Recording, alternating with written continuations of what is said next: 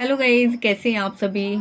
I hope आप सभी बहुत अच्छे होंगे and this is my YouTube channel. तो लास्ट में 15 एंड 20 डेज़ की स्ट्रेटेजी आपके साथ शेयर करने वाली हूँ। कैसे मैं 15 एंड 20 डेज़ को लेके चलूँगी, तो आपके साथ वही शेयर करने वाली हूँ। मेक श्योर करना कि आप लोग एंड तक ज़रूर बने रहो। चलिए तो बात करते हैं 15 एंड 20 डेज़ को मैं कैसे करके चलूँगी, ठीक है।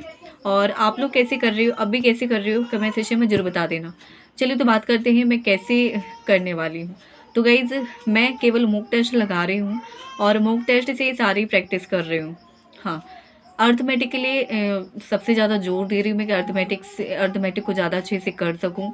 और 20 प्लस हो जाता है मेरा, बट 25 प्लस नहीं हो पाता है। तो पूरा मेरा पूरा टारगेट है कि मैं 30 प्लस कर सकूं। 30 हो जाए बहुत अच्छी बात है, और 30 प्लस मैं कर सकूं। और रीजनिंग भी पूरा टारगेट है कि 30 प्लस मैं उसमें भी कर सकूं। और मतलब चीज़ें कैसे कर सकते हैं, यही मैं चीज़ें कर रही हूँ कि कैसे मैं कर सकती हूँ इसमें अच्छे से परफॉर्म। और वही प्रैक्टिस से हो सकता है सेक्शनल मूव भी ज़्यादा दे रही हूँ और उनका एनालिसिस भी कर रही हूँ। बट ये चीज़ सबसे इम्पॉर्टेंट है यहाँ पे, मैं जो आप सभी से कहना चाहती हूँ कि हम कैसे कर सकते हैं बहुत अच्छा। अगर आप देखिए मॉक टेस्ट लगाते हैं तो उसका एनालिसिस भी पूरा करना पड़ेगा। मैं यही चीज़ करती हूँ, भले मेरे पूरे मॉक टेस्ट नहीं लग पाए जब तक, बट मैं पूरा ट्राई करूँगी कि एनालिसिस मैं बहुत अच्छे से करूँ। एनालिसिस बहुत ही इम्पॉर्टेंट है एंड ज़रूरी है। और अगर आप एनालिसिस नहीं करोगे तो जो आपसे चीज़ें नहीं बन रही वो आप नहीं सीख पाओगे। तो मैं वही चीज़ कर रही हूँ, एनालिसिस ज़्यादा कर रही हूँ, भले कम टाइम हो। और मतलब कम ही क्वेश्चन मेरे, मतलब कम ही कर पाऊँ मैं मॉक टेस्ट। और अभी मेरे डले हैं, गाइडली के भी डले हैं, टेक्स्ट बुक के तो हो गए समथिंग, बट सेक्शनल मूक रह गए मेरे। और यस मूक के भी हैं। 2023 के मैंने लगा लिए थे, 2024 एंड 2025 के अभी हैं। तो वो मुझे अभी लगाने हैं। अभी उसमें भी 3-4 मुक टेस्ट ही मैं लगा पाई हूँ, और सेक्शनल मुक दे रही थी मैं उसके अभी। तो अभी उसके कम ही हो पाए हैं। तो देखिए ऐसे करें, और मैं ऐसे ही कर रही हूँ। सेक्शनल मूक ज़्यादा दे रही हूँ, सेक्शनल मूक से ही प्रैक्टिस कर रही हूँ कैसे नंबर ज़्यादा बढ़ा सकती हूँ। अर्थमेटिकली क्वांट में है मेरा मतलब क्वांट में चाहती हूँ कि अर्थमेटिक के क्वेश्चन मुझसे सॉल्व होने लगे। हो जाते हैं बट टाइम लगता है, कर नहीं पाती, उसमें इतना टाइम नहीं मिल पाता है। और 20 मिनट में सारे क्वेश्चन करने पड़ते हैं, तो 25 तक ही मेरा मैक्सिमम स्कोर हो पाता है, मतलब मैक्सिमम टाइम हो पाते हैं मेरे। और रीजनिंग में तो होता है, अगर एक आध पजल में फंस जाती हूँ तो, अगर एक पजल में फंसी तो समझो 5 नंबर गए, है ना। तो उसमें ऐसा हो जाता है।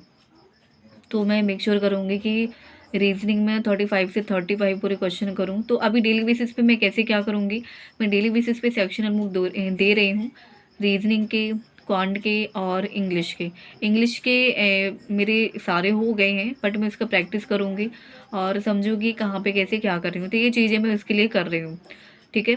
और क्वांट के लिए मैंने आपको बता ही दिया कि अर्थमेटिक के लिए मैं ज़्यादा प्रैक्टिस करूँगी। और डीआई भी मैं देख रही हूँ कि एक दो प्रकार की ऐसी डीआई जो क्या कहते हैं डिग्री से रिलेटेड होती हैं, 360 डिग्री वाली जो आती हैं, उनमें थोड़ा कन्फ्यूज़न होने लगता है कभी कभी, और डेटा जल्दी जल्दी नहीं निकल पाता है। तो वो चीज़ें मुझे अभी करनी है, सर्कल वाला, तो उनको करना है। मतलब जो रेशियो बेस्ड क्वेश्चन आते हैं डीआई में वो तो मैं कर लेती हूँ कैसे भी करके, बट जो डिग्री से रिलेटेड जो 360 डिग्री वाले आते हैं उनमें थोड़ा कन्फ्यूज़न हो जाता है। तो इस वजह से जैसे एक सर्कल दिया रहता है उसमें 90 डिग्री, 36 डिग्री ऐसे दिए रहते हैं, तो उसमें निकालना पड़ता है। तो इसमें थोड़ा कन्फ्यूज़न हो जाता है, ऐसे क्वेश्चन नहीं बन पाते हैं।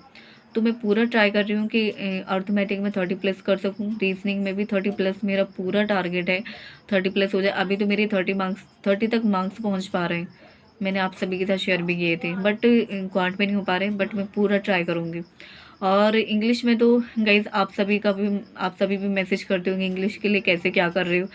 इंग्लिश के लिए तो वैसे ही मतलब इंग्लिश कब कैसे आ जाए समझ में नहीं आने लगता। वोकैब से रिलेटेड भी क्वेश्चन ऐसे होते हैं कि समझ में नहीं आने लगते हैं कि कहाँ से कैसे क्वेश्चन आ गए।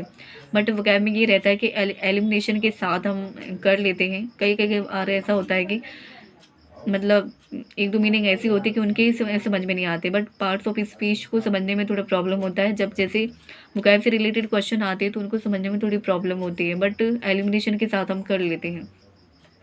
तो यही चीज़ें मुझे और अच्छे से क्लियर करनी है कि कई सारे पैटर्न ऐसे भी जो मुझे मतलब मेरे कभी गलत नहीं होते, हमेशा सही जाते हैं, उन्हीं की वजह से मेरे मार्क्स यहाँ तक पहुँच पाते हैं। और रीडिंग कॉम्प्रिहेंशन हो गया, बट जो पैराजंबल है, पजल कह दी, पैराजंबल है, पैराजंबल में हमेशा मतलब मैं कभी अटैम्प्ट नहीं करती हूँ। ओनली फर्स्ट एंड लास्ट वाला मैं ट्राई करती हूँ कि मैं कर पाऊँ, नहीं तो मैं कोई भी नहीं करती हूँ, क्योंकि उसमें हमेशा मेरा गलत हो जाता है, हमेशा गलत हो जाता है। और मैं कहूँगी कि मैं पैराजंबल एग्ज़ाम में तो मैं नहीं करूँगी। अगर ईज़ी लगा डेफ़िनेटली करूँगी, बट अगर थोड़ी भी लेंदी लगा मुझे तो मैं नहीं करूँगी। देखते हैं कैसा आता है और पढ़ेंगे, अगर समझ में आए तो डेफ़िनेटली करूँगी पजल पैराजंबल। पैराजंबल में देखिए बहुत कन्फ्यूज़न हो जाता है मुझे, मतलब अगर एक पैराजंबल में एक ही सीक्वेंस गलत हो गया तो उससे 2 नंबर जाने वाले हैं और 0.50 मार्क्स भी कटेंगे। तो 2 क्वेश्चन गलत हो गए और इतना मार्क्स भी कट जाएगा जितने हमने सही किए हैं। तो इससे अच्छा कीजिए ही मत। फर्स्ट एंड लास्ट वाला आप ट्राई करें कि आप कर पाएँ। तो गाइस इंग्लिश के लिए भी मैंने बता दिया, अभी ट्राई कर रही हूँ सर की, वरुण सर की क्लासेस को भी कर रही हूँ। अभी जो रिसेंटली में सर की आ रही हैं, सर ने मतलब जो डेली बेसिस पे सर की एडिटोरियल करना, और डेली बेसिस पे जो भी सर की आ रही हैं मूव से रिलेटेड जो क्लासेस आ रही हैं उनको भी मैं कर रही हूँ। तो ऐसे मैं ट्राई कर पा रही हूँ, अभी पूरा मैं एफ़र्ट अपना और अच्छे से देने वाली हूँ, कैसे करना है कि कैसे करना है, पूरा एफ़र्ट देने वाली हूँ इतने दिनों में, 15 या 20 दिन में। 22 तारीख से 1 मार्च के बीच में हमारे एग्ज़ाम है, तो इनमें कैसे कभी भी डेट आ सकती, कौन सी डेट है पता भी नहीं है। तो बस इतनी समझ के चलिए कि हमारे पास अभी क्या 15 ही दिन है मान लो अच्छे से, तो इतने दिन में कैसे क्या कर सकते हैं, 15 से 18 मतलब 20 दिन है ना, तो ऐसे मान सकते हैं हम। तो इनमें हम जितना अच्छा कर सकते हैं उतना अच्छा करेंगे, और सेक्शनल मूक मैं ज़्यादा दूंगी। मेरे वैसे तो सारे मूक टेस्ट हो गए, बट मैं एनालिसिस बहुत अच्छे से करूँगी। इन इन बचे दिनों में सबसे ज़्यादा मैं एनालिसिस करूँगी, सवाल को सीखूँगी कैसे मैं कर पा रही हूँ, कितने क्वेश्चन मुझसे बन रहे हैं ये नहीं मैं देखूँगी, बस मैं ये देखूँगी ये क्वेश्चन मुझसे क्यों नहीं बन रहे, और मैं उनको लगाने का ट्राई करूँगी। इंग्लिश में मेरा टारगेट भी आप सुन लीजिए कितना है। रीजनिंग में मेरा टारगेट मैंने आप सभी को बताया था कि 30+ है, और क्वांट पे भी मेरा टारगेट 30+ है, और रीजनिंग वो इंग्लिश में मेरा टारगेट मैंने आप सभी को पहले भी बताया था कि 15 ही प्लस हो जाए, 15 तक मेरे मार्क्स आ जाए इनफ है। और 30 इन दोनों में कर लूँगी, 60 एंड 75 तक मेरे स्कोर आ जाए बहुत है। बट मैं पूरा टारगेट करूँगी 80+। 80 तक तो मेरे टाइम हो जाते हैं, 80 तक पूरे टाइम हो जाते हैं। 80 तक आप लोगों ने देखा भी होगा कि 80 तक मेरे पूरे टाइम हो जाते हैं, बट मार्क्स मेरे बचते हैं 60 से 65 के बीच में। कभी कभी मार्क्स ऐसे भी आ जाते हैं कि 55 तक मार्क्स आ जाते हैं। तो ऐसे आप लोग देख सकते हैं एग्ज़ाम में देखो कैसा परफॉर्म होता है, बट मैं पूरा ट्राई करूँगी। यहाँ तो 80 तक का टाइम हो पा रहा है, बट उतने मार्क्स नहीं आते हैं, तो वहाँ पर मैं ट्राई करूँगी कि 85+ मैं करूँ, बट मैं एक्यूरेसी के साथ करूँगी। कुछ भी हो, कितने भी क्वेश्चन बने, मान लीजिए इंग्लिश में अगर 10 ही क्वेश्चन बन रहे तो 10 ही क्वेश्चन करूँगी, ज़्यादा कुछ करना नहीं है, बस उतने ही क्वेश्चन करूँगी। एक्यूरेसी में मेंटेन करके चलूँगी। आप लोगों ने बहुत समझाया मुझे कि एक्यूरेसी मेंटेन करके चलूँ, एक्यूरेसी मेंटेन करके चलूँ। आप लोगों की बात को मैं हमेशा ध्यान रखूँगी, और एग्ज़ाम में हमेशा ये बात याद रखूँगी कि मुझे ज़्यादा क्वेश्चन अटैम्प्ट नहीं करने, बट एक्यूरेसी पे सबसे ज़्यादा फोकस करना है। ये चीज़ मैं बहुत अच्छे से ध्यान रखूँगी। तो आप लोग ऐसे सपोर्ट करते रहिए। मैंने आप लोगों को टारगेट भी बता दिया है, आप लोग बता देना आप लोग कैसे क्या कर रहे हो, और कैसे अभी इन दिनों को लेके चल रहे हो इतने दिनों में। और ये हमारे लिए बहुत अच्छी अपॉर्चुनिटी, आप सभी को पता भी है कि एसबीआई क्लर्क इस वर्ष में हम बहुत अच्छी जॉब ले सकते हैं, और एक सिक्योर जॉब है ना।